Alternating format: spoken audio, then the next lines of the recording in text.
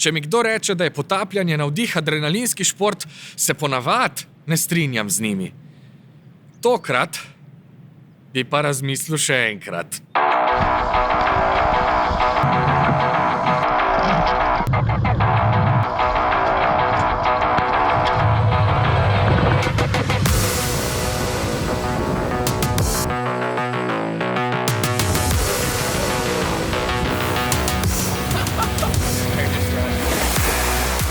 Trenutno smo v okolici kraja Cinca, v bližini vzhodnega Londona, to je East London. Smo na predelu obale, ki se imenuje Divja obala. Divja zato, ker je nora, nepredvidljiva, zato, ker se v vodi dogaja ogromno stvari in tudi zato, ker je velik del te obale zelo težko dostopen s kopnega.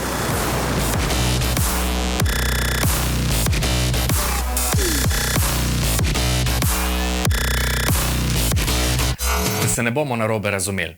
V času, ko smo ga preživeli na divji obali, smo imeli tudi obdobja totalnega dolgčasa. Imeli smo slabo vreme, veliko vetra in tudi nizke temperature, ampak kljub temu smo vsak dan šibali po morju. Ta teden smo na divji obali hoteli biti priča neverjetnemu naravnemu pojavu, ki se imenuje selitev sardel.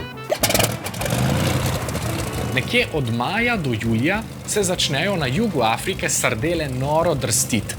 Okrog rta Agulhas, najjužnejše točke Afrike, tako krožijo milijarde sardel. En del te ogromne jate začne potem potovati severovzhodno po obali Južne Afrike in tukaj se stvari začnejo zapletati. Temperatura vode se dviguje, tako da ne morejo nadaljevati, vroče jim postane pa tudi zato, ker se okrog njih nagrmadijo vsi možni plenilci. Zgodi se masaker in mi smo to hoteli videti. Sam nismo imeli glih sreče. Lahko je precej frustrirajoče, če se furaš gor pa dol in ne vidiš nič in se v morju nič ne dogaja, ampak še nekaj dni je pred nami in nihče ne zgublja upanja. Tok ful, čist zares. To pomeni, da se furamo gor in dol, opazujemo ptice, preverjamo, če je kdo na kopnem kaj videl in čakamo, da se kaj zgodi oziroma da opazimo kaj zanimivega v vodi. Jaz sem medtem spoznal še nekaj novega v sebi. Zdaj vem, da če si na ful razburkanem morju in tega nisi vajen, ti precej hitro postane slabo. Mislim, da sem izpraznil vsebino svojega želodca nekajkrat. Tega nimam posnetega, bo pa še kar nekaj časa moja nočna mora. Pustimo to. Morska bolezen gor ali pa dol, naš trud se je začenjal obrestovati. Tu pa tam smo zagledali kakšno plavut in zelo kmalu smo naleteli na delfine. Zame je bilo že srečanje od blizu s čolna posebna izkušnja. Videti delfina pod vodo je pa noro. Neverjetno spretni so in ko sem se z njimi zagledal iz oči v oči, bi najraje kričal od veselja pod vodo. Taka hecna radost me je preplavila. Ko sem jih zaslišal, pa sploh. Mene je njihovo oglašanje čist fasciniralo.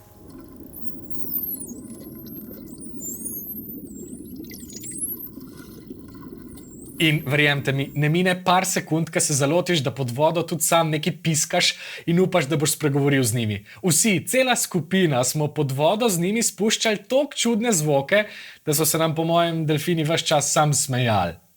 Mogoče se je nam tudi zato tretji dan nasmehnila še sreča.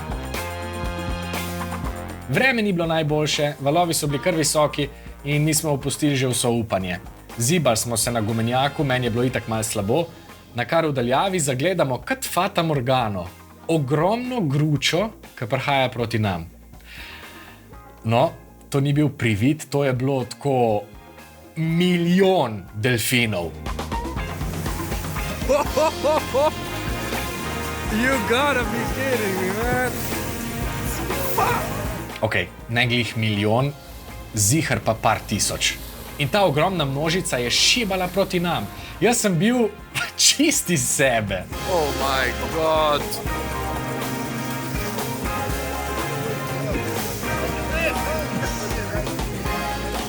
Vprašanje je bilo, če bodo delfini dovolili, da zaplavamo z njimi. Ko sem se potopil, najprej nisem videl ničesar, sam slišal sem jih. ko sem se potopil globje, pa sem jih tudi zagledal. Tako, vse. Plavali so mimo mene, nekateri so začeli celo krožiti okrog mene in se igrati. Tega ne bom pozabil nikoli. Ampak najbolj mi bo pa v spominu ostala zvočna slika te gromozanske jate delfinov. To je pa čist neznan zvok. Zveni hkrati kot nekaj vesoljsko-robotskega in nekaj najlepšega naravnega sploh. To brni, piska, cvrči, poka, pa sej, poslušajte. Upam, da bo prišel do vas prek tega, kar je ujela kamera. Dajte zvočnike na glas, slušalke, no, kar hočete, poslušajte.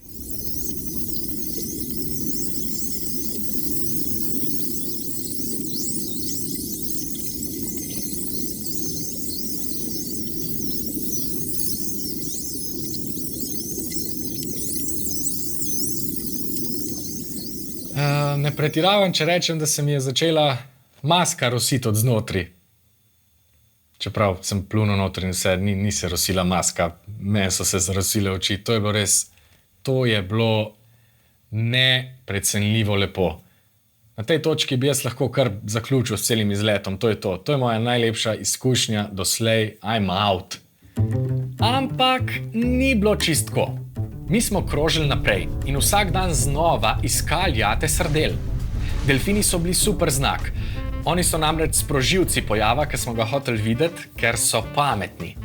Točno vejo, kako se sardele obnašajo. Če jata sardel naleti na nevarnost, se bo, podobno kot čreda ovc, stisnila skupaj. V vodi tako nastane krogla sardel. Delfini takšno kroglo namerno dosežejo s premetenim plavanjem okrog jate in spuščanjem mreže mehurčkov. Kar nastane, se v angleščini imenuje baitball, ker delfini potem z napadi v to kroglo začnejo hrustati sardele. Ker se akcija začne, to zaznajo tudi vsi ostali plenilci in se pridružijo pojedini. Naša največja frustracija je bila, da smo videli vse sestavine tega masakra. Delfine, morske pse, ptiče, tudi kakšnega kita oddaleč, sam sardel pa ni bilo. Vse do zadnjega dne.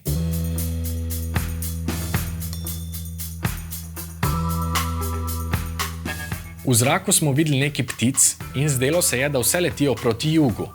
One imajo najboljši razgled, zato smo jim sledili. V vodi smo opazili delfine. Bili so kar veseli. In izkazali se je, da so na območju, kamor smo vsi hiteli, tudi sardele. To je zelo dobro. Zdaj smo čakali in upali, da se bo akcija razvila. A bodo delfini začeli sardele gnati v krogle. Šli smo v vodo, da ne bi česa zamudili. Vidljivost je bila kar slaba. To ni najboljše. Prvič, ker so posnetki malo slabši in megleni, predvsem pa, drugič, ker manj vidiš okrog sebe. To ni dobro, ker v bistvu, kako naj to povem lepo, zaradi morskih psov. Okay. Ni dobro, če jih ne vidiš. Oni lahko krožijo spodaj in če je vidljivost slaba, ne moreš vedeti niti, če so tam, niti kaj nameravajo, ali pa če slučajno opazujejo tebe. To ni glih najboljši občutek. Ampak vseeno. Glede na to, da smo končno našli sardele, smo vztrajali v vodi in obrestovalo se nam je. Delfini so začeli sardele gnati v krogle in ko so bile formirane, so iz zraka začeli napadati ptiči strmoglavci. Oni prav pikirajo v vodo, kot puščice. To se sliši že iz čolna, v vodi je pa še toliko bolj zanimivo. Kar naenkrat sem ob sebi zagledal, kako se ptič zakadi v vodo in poleg zvoka in slike sem začutil še močan pok, prav vibracijo njegovega napada. In teh spustov je bilo čedalje več, to je bilo povsod.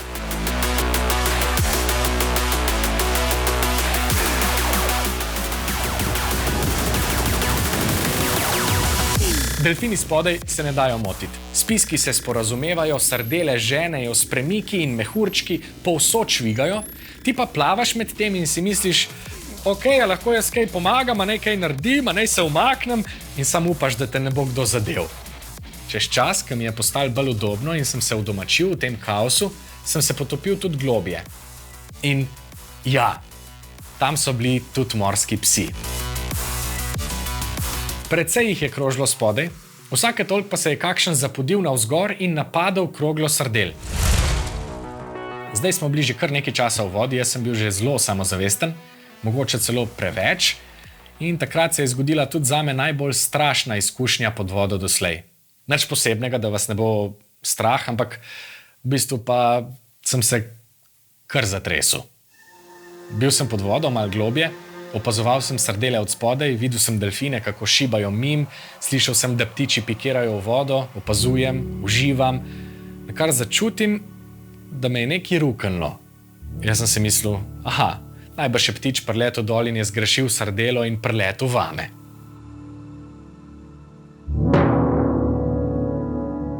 Ni bil ptič.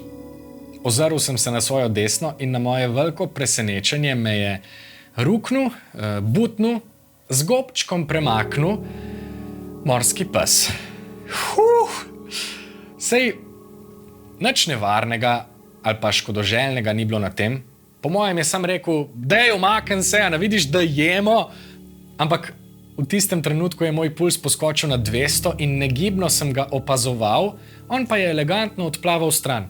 Pobral sem svojo čeljust in srce, ki mi je skočilo v hlače in odplaval na površino.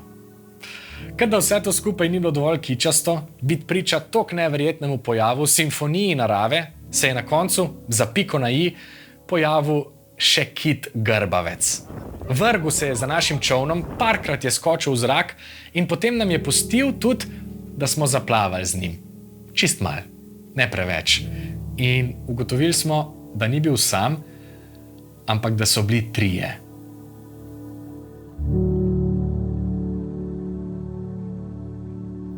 Če to ni dovolj potapljaške akcije in podvodnih čudes za vas, potem lahko pogledate še kakšnega od teh videov ali pa se vidimo naslednjič. Jaz grem zdaj sanjati delfine. Čau.